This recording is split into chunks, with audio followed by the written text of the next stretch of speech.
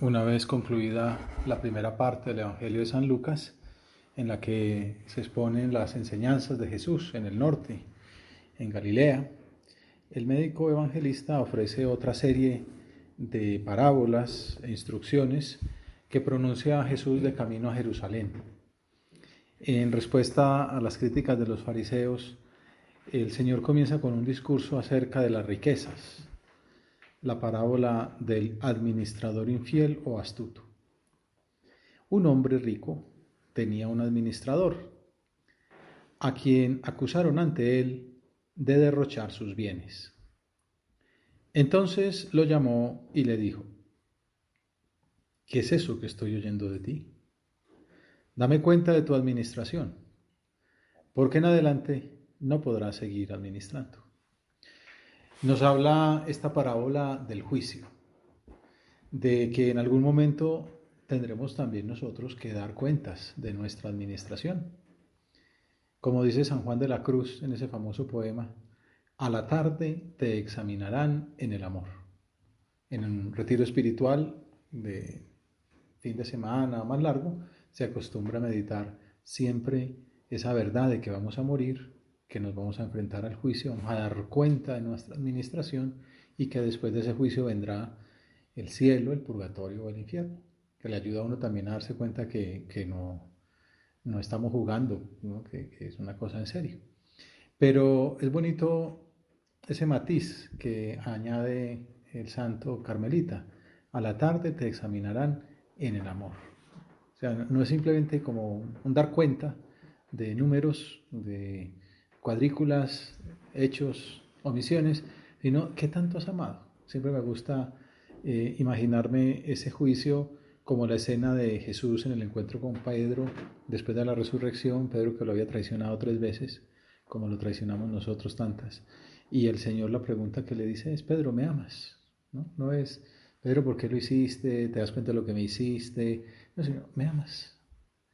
Y 3 veces pregunta, como 3 veces lo negó. A la última Pedro llora y dice ese acto de contrición que decimos nosotros también al confesarnos: Señor, tú lo sabes todo, tú sabes que te quiero, sabes con cuánta intensidad te quiero y que quiero quererte más.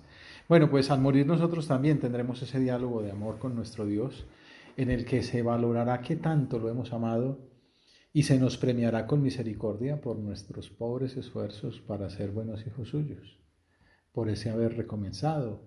La vida cristiana no es el, como un palmarés, ¿no? Un ciclista ahora que están de moda pues se presenta, ¿no? Pues yo gané 3 veces la camiseta amarilla en la Vuelta a España, o me gané el Dauphiné Libéré, o no, me gané 3 veces el Tour de Francia.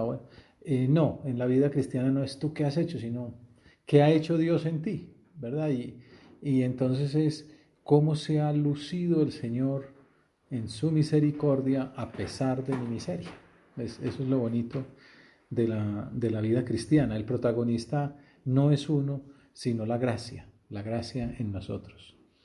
Entonces decíamos que en ese juicio se nos valorará el esfuerzo que hemos hecho para ser hijos buenos de Jesús, a pesar de haber fallado.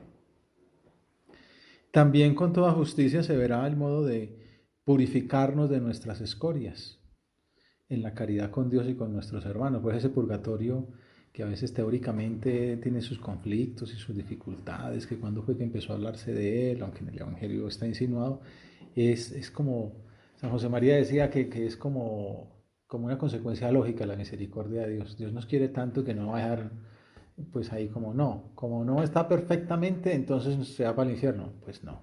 Entonces lo que hace es prepararnos para el banquete de bodas, ¿no? O esa cárcel de la que mencionan, en la que uno como que se alista para poder participar del banquete del Señor. Y es posible, Dios no lo quiera y no lo quiere, que si no hemos sido fieles y hemos decidido libremente alejarnos de Él, se nos envía a las tinieblas exteriores también, al infierno, que consiste en el alejamiento definitivo de nuestro Señor.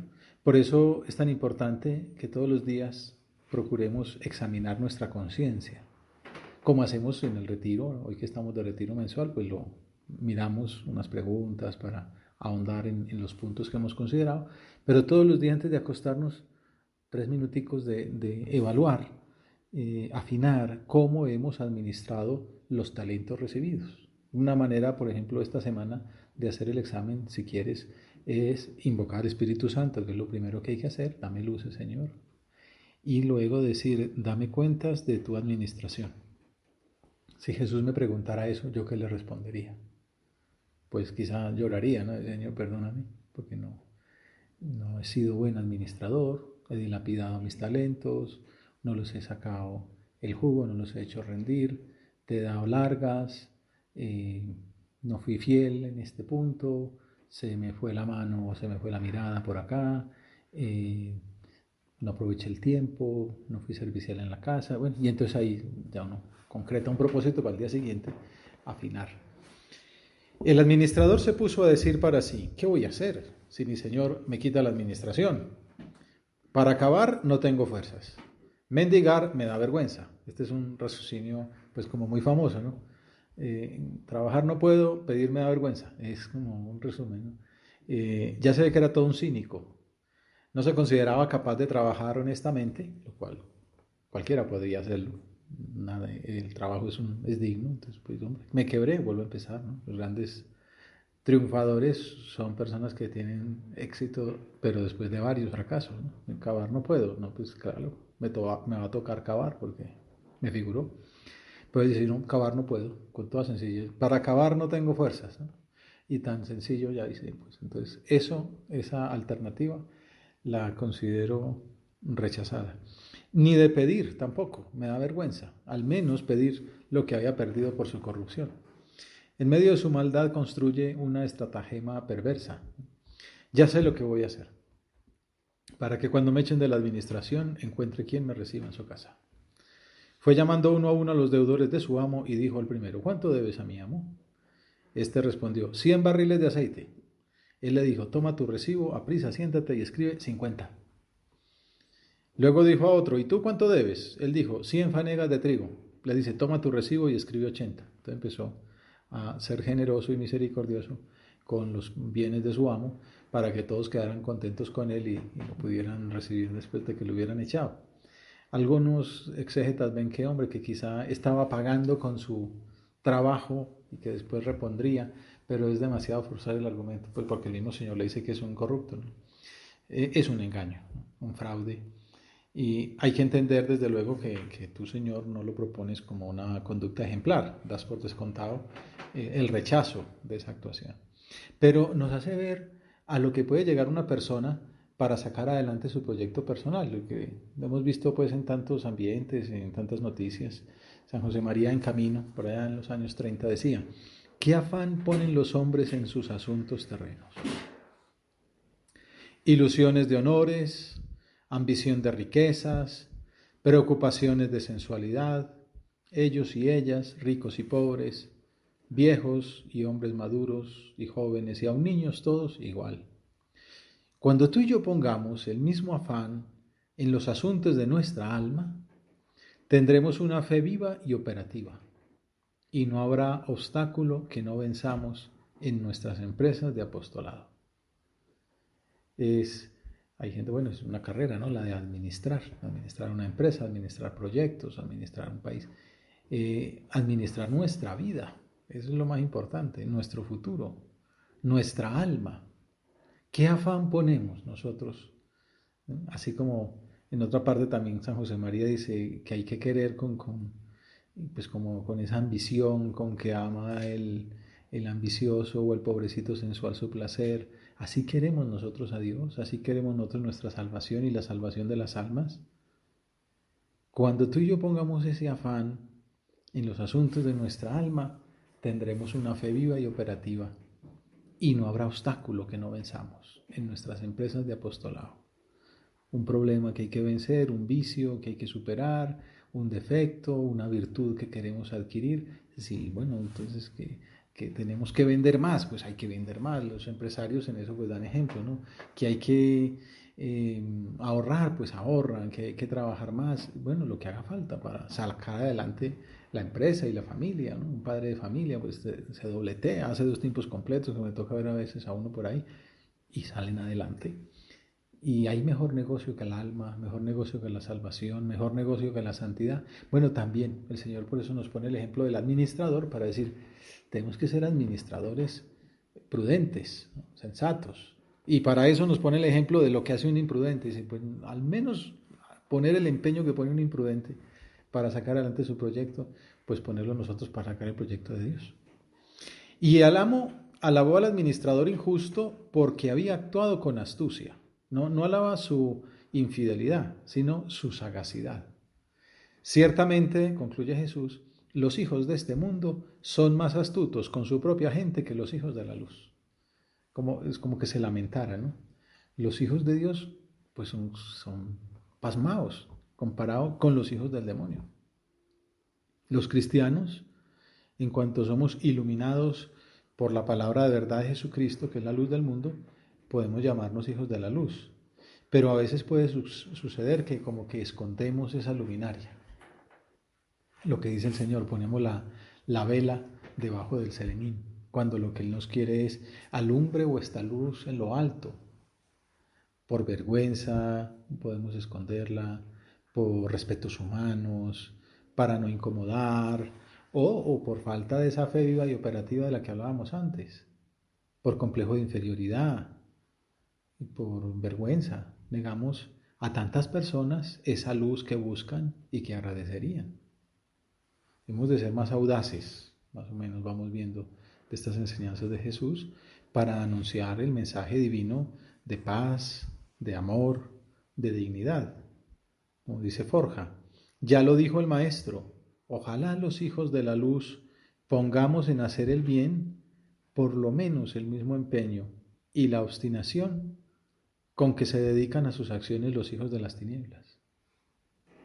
No te quejes, trabaja, en cambio, para ahogar el mal en abundancia de bien. Uno podría mirar, no vamos a ver ejemplos concretos, pero nos imaginamos campañas organizadas por hijos de las tinieblas y cómo cogen los medios, los discursos políticos, las canciones, las obras de literatura, las redes sociales y transforman el pensamiento de una sociedad con una maquinación infernal, diabólica y eficaz. Y es lo que Jesús dice, y los hijos de la luz no van a hacer lo mismo, ¿no? Para anunciar la felicidad, el camino de la alegría, el camino del amor, el bien para la humanidad. No te quejes, trabaja para ahogar el mal en abundancia de bien. Es lo que el Papa dice, el evangelio de la alegría. Tenemos que ir por la vida anunciando que Cristo vive, que Cristo nos ama, que Cristo nos ha salvado.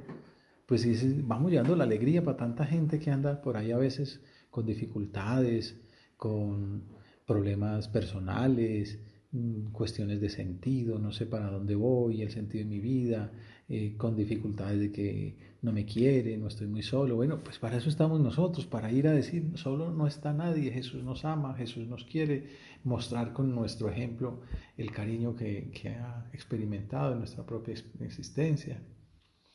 Yo os digo, ganaos amigos con el dinero de la iniquidad para que cuando os falte os reciban en las moradas eternas. Una vez más nos está hablando del negocio eterno, el negocio de la vida eterna. Porque hay gente que va en el corto plazo. A veces puede ser el corto plazo los próximos 50 años, y eso parece que fuera muchísimo. Pero eso no es nada comparado con toda la eternidad. Por eso decía que en los retiros se mira, claro, ¿de dónde vengo? Dios creó. ¿Y a dónde voy? Al cielo eterno. Entonces estos 80 o 100 años que Dios me ha dado no es nada comparado con la eternidad. Y entonces, ¿qué dura un placer ahí de unos minutos o de unas décadas si quieres, ¿no? Comparado con toda la eternidad? ¿Vale la pena apostar toda la eternidad por un capricho? O lo contrario, ¿vale la pena jugarse la vida a una carta cuando es la carta de Dios que me garantiza la vida eterna, la felicidad, no solamente esta semana, no solamente este año, toda la vida, para siempre, por toda la eternidad, que es lo que nos muestran los santos, ¿no? Entonces cuando uno lo mira en esa perspectiva dice, vale la pena. Por eso San José María ponía esos avisitos por ahí a veces en las paredes, vale la pena jugarse el 100 por 1, apostar todo lo que uno tiene, apostárselo a Dios, que es la apuesta ganadora, con la que se gana, ya lo ha dicho, el 100 por 1. No el 20%, el 30%, el 100 por 1. Tú pones una monedita y él te da 100 veces lo que diste. Tú pones tu pobre vida, que es una miseria, la mía, y el Señor la multiplica en alegría, en felicidad, en servicio, en amor, en eficacia, que es lo que decían los santos, ¿no? ¿Cuánto bien hace un santo? Una persona santa, ¿cuántas personas les lleva la felicidad? Incluso pasa el tiempo y sigue, un San Agustín, ¿no? Siglo V, y ahí sigue, insistiendo y ayudando, y cuánta gente se sigue convirtiendo con las confesiones y se da cuenta que aunque esté en el pecado tal, o piensan en Santa Mónica, cuántas madres se consuelan hoy en el siglo XXI pensando en aquella mujer que rezó por su hijo y lo convirtió, rezó por su esposo y lo convirtió. ¿Cuánto bien hace la vida de una persona que sacrifica por Dios este pobre tiempo que tenemos entre manos? Ganaos, amigos, con el dinero de la iniquidad, para que cuando os falte os reciban en las moradas eternas. En nuestra oración personal debemos sacar propósitos que nos ayuden a aportar en el mundo la riqueza del cristianismo. Un ejemplo concreto en el que los últimos pontífices han insistido es aportar, por ejemplo, nosotros aquí que somos estudiantes universitarios, en el campo del conocimiento en que nos movemos, la síntesis entre racionalidad y religión que tanto fomentan los papas para comunicarla al mundo contemporáneo, en diálogo fecundo, en el que también aprenderemos mucho, ¿no? No solamente vengan que yo tengo que enseñar, sino y de una vez enséñame tú también. Y es esa riqueza que ha fecundado el cristianismo, ha fecundado la cultura a lo largo de 20 siglos, ¿no? Que es una peculiaridad del cristianismo, incluso del cristianismo católico. Incluso hay cristianos que no son católicos que se cierran en banda a esa racionalidad, desde Tertuliano, desde los gnósticos, desde Lutero, mucha gente que no ve esto, ¿no? Y entonces Jesús nos implica en ganarnos el, amigos con el dinero de la iniquidad para que cuando nos falte nos reciban en las moradas eternas. Y saca una conclusión que es muy bonita y que es muy profunda y que es un poco un resumen de todo lo que estamos viendo con esta parábola. El que es fiel en lo poco, también en lo mucho es fiel. El que es injusto en lo poco, también en lo mucho es injusto. Uno a veces piensa que, esto es una bobadita. Seguramente a todos nos enseñaron cuando éramos pequeños sobre la honradez. El que roba un peso, roba 1.000.000. Y se sabe, no, yo 1.000.000 no me lo robo, pero este peso da igual. No hay pequeñas cosas en todo lo que tiene que ver con virtud o con vicio. Y el Señor lo aclara aquí. El que es fiel en lo poco, también en lo mucho es fiel. El que es injusto en lo poco, también en lo mucho es injusto. Pues si no fuisteis fieles en la riqueza injusta, ¿quién os confiará la verdadera? Y si no fuisteis fieles en lo ajeno, lo vuestro, ¿quién os lo dará? A San José María le gustaba mucho, como quizá lo has visto, esta frase del Señor y la meditaba y predicaba con frecuencia sobre ella. Tengo por aquí un apunte íntimo del año 1935, era un sacerdote joven, y decía, la inexperiencia, unida a esas ambiciones de cosas grandes, lleva a la gente joven al mal camino de despreciar las cosas pequeñas, lo vulgar, lo de cada día, el detalle, el silencio, el orden. Es preciso salir al paso de este error gravísimo, concluye, haciéndoles considerar aquella frase tan conocida del eclesiástico: el que desprecia las cosas pequeñas, poco a poco cae en las grandes. Y el versículo de San Lucas que acabamos de leer: quien es fiel en lo poco, también lo es en lo mucho. Y quien es injusto en lo poco, también lo es en lo mucho. Es preciso salir al paso de este error gravísimo haciendo considerar estas frases. Bueno, lo que estamos haciendo ahora. Aprovechemos para hacer examen en nuestra oración. Veamos si este aforismo divino también nos señala cuál es la raíz de nuestros descaminos. Nos podemos asombrar de yo por qué caí en esta cosa tan grave si yo quiero ser buen hijo de Dios. Yo por qué después termino allá en el barranco si quiero andar por la mitad de la vía. Bueno, pues quizá es que no voy por la mitad de la vía, quizás es que empiezo a jugar, a ir por el borde del camino, a ir ahí haciendo malabares y cuando menos pienso, di el salto y caí. ¿Cuál es la raíz de esas fallas? Quizá esperamos el gran momento de hacer una gesta extraordinaria y mientras tanto vamos descuidando las cosas pequeñas. Esperamos, no sé, la gran conversión y haremos, no sé, en la próxima cuaresma grandes ayunos, pero no vivimos la templanza en lo pequeño, en lo ordinario, en lo que tenemos entre manos. O lo vivimos, no sé, en la comida y así, cosas que nos ayudan, pero después no somos capaces de guardar la vista, por ejemplo, en el Internet, y entonces nos supera. Hay que, voy a leer a San José María en Amigos de Dios. Puesto que hemos de comportarnos siempre como enviados de Dios, debemos tener muy presente que no le servimos con lealtad cuando abandonamos nuestra tarea.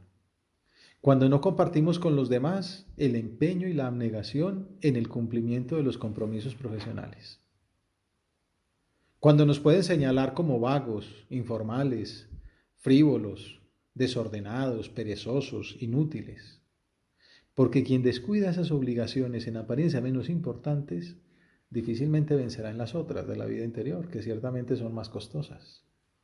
Es que es ese tema de la lucha en lo pequeño, la lucha en lo ordinario, la lucha en lo corriente. Hombre, que voy a hacer el camino de Santiago, voy a subir de rodillas a Monserrate. Bueno, esas penitencias en el fondo terminan siendo folclóricas. Pues si algún día no ocurre y tal, las podemos hacer, pero levantarse a tiempo mañana, aprovechar el tiempo de estudio hoy, llegar a clase. No, entonces estaba tal y no fui a clase.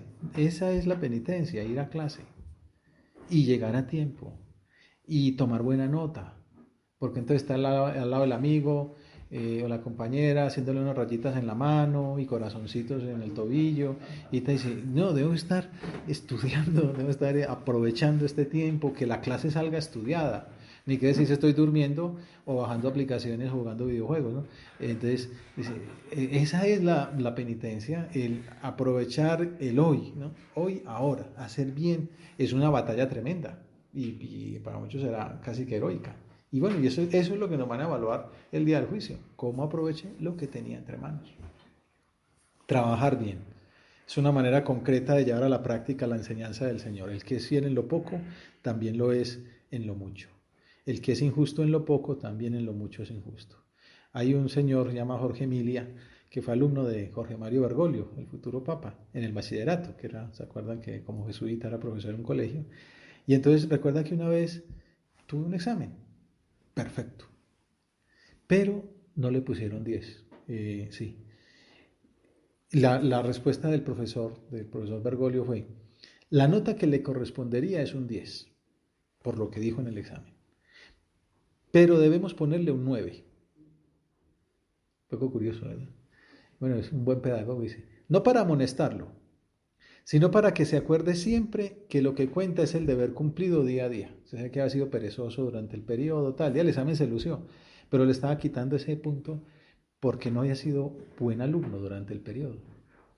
Que se acuerde siempre que lo que cuenta es el deber cumplido día a día, el realizar el trabajo sistemático, sin permitir que se convierta en rutina, el construir ladrillo a ladrillo, más que un rapto improvisador, que es lo que a usted tanto le seduce. Se lo había conocido, ¿no? Era un buen profesor, cuidaba a sus almas uno por uno a sus alumnos. 40 años más tarde aquel alumno escribía, nunca olvidé esa lección que aún hoy la tengo presente, ni sentí que me mandasen a rendir con más justicia. Tenía razón, tenía razón. Un rapto improvisado, pensamos, se ve que es un tipo muy inteligente, pum, tomba, son más 10. Lo habitual es que una persona que no vive bien así, luego tampoco es capaz de merecer el 10. Después de invitarnos a pensar en el juicio, que es lo que ha venido haciendo el Señor en la parábola, en la astucia como fe viva y operativa que debe caracterizar a los hijos de la luz, en el cuidado de las cosas pequeñas para concluir el trabajo con la mayor perfección humana posible, el Señor concluye sus enseñanzas hablando de la virtud de la pobreza. Vamos a verlo rápidamente, porque ya hablaremos de ella mañana en la homilía. Ningún siervo puede servir a dos señores porque o bien aborrecerá a uno y amará al otro, o bien se dedicará al primero y no hará caso del segundo. No podéis servir a Dios y al dinero. Es un poco lo mismo, ¿no? Hay que optar por Dios. esa famosa canción que no le voy a cantar, tranquilos. Corazones partidos, yo no los quiero. Yo cuando doy el mío, lo doy entero. Estos días nos la recordaban aquí en el círculo de la casa. Yo era de los que pensaba que era de Juan Jiménez Vargas, pero no. Se confirmó que es de Ricardo Fernández Vallespín, uno de los primeros de la obra, que estaba desplazado en la guerra, en un frente, y la fiesta de la Inmaculada, pues entonces celebraron como hay que celebrar, con vinito, con canciones y tal. Y entonces ahí sacaron yo la conozco de una versión argentina de samba, pero se ve que hay una versión también europea. Corazones partidos yo no los quiero. Yo, cuando doy el mío, lo doy entero. Y entonces este hombre, el Espíritu Santo, se le metió en el alma y se le olvidó lo que estaba viviendo. Y dice, cuando doy el mío, lo doy entero. ¿Cuánta resistencia a dar el corazón por entero? Y la oración brotó en cauce ancho y largo. Todo eso se lo escribía a San José María en una carta que después lo aprovechó y la sacó en un punto de camino. Corazones partidos yo no los quiero. Señor, ayúdame a no compartir mi corazón. Tú puedes decir, si yo ya se lo entregué, y sí, pero lo puedo entregar más. Puedo ser más fiel. Puedo ser más fiel en lo poco. Que uno siempre puede afinar. Siempre puede ser más delicado. Puede amar más. Y puede ser el momento de decir, opto por Dios. Hoy estamos celebrando a San Mateo, pero bueno, lo dejé ahí en sordina porque el Evangelio era muy rico y daba mucho de sí. Pero bueno, San Mateo nos hace pensar en eso, ¿no? El Señor pasa ahí frente al telonio, en la oficina de impuestos, ven y sígueme. Y él me empieza a decir, sí, pero el negocito, me está yendo bien, si me quedo aquí 3 añitos más, esta plata va a ser para el apostolado, y entonces, entonces espera 3 años más y ya han matado a Jesús, ¿no? No, es, ven y sígueme, ya, pumba, se fue. Levantándose, lo siguió, dejando todo, lo siguió. Una persona puede decir, Señor, ¿y qué? O un poquito allá y un poquito acá, porque aquí platica que puede servir pues para el mismo apostolado, para la comida de los apóstoles. No, me interesas tú, no tus cosas. Corazones partidos yo no los quiero, ven y sígueme. Y lo bonito es la respuesta. Inmediatamente se levantó y lo siguió. Nadie puede servir a 2 señores, o aborrecer a uno y amar al otro, o se dedicará al primero y no hará caso del segundo. No podéis servir a Dios y al dinero. Bueno, pues ahí da mucho para pensar, pero acudamos más bien ya a la Santísima Virgen para que nos ayude a imitar su ejemplo de desprendimiento, pidiéndole que nos ayude a aprender de ella, a ser fieles en lo poco y que nos alcance del Señor la gracia de iluminar el ambiente en que nos movemos con la luz del Evangelio, con la prudencia de los hijos de la luz. Te doy gracias, Dios mío, por los buenos propósitos, afectos e inspiraciones que me has comunicado en esta meditación. Te pido ayuda para ponerlos por obra. Madre mía Inmaculada, San José, mi Padre y Señor, Ángel de mi guarda, interceded por mí.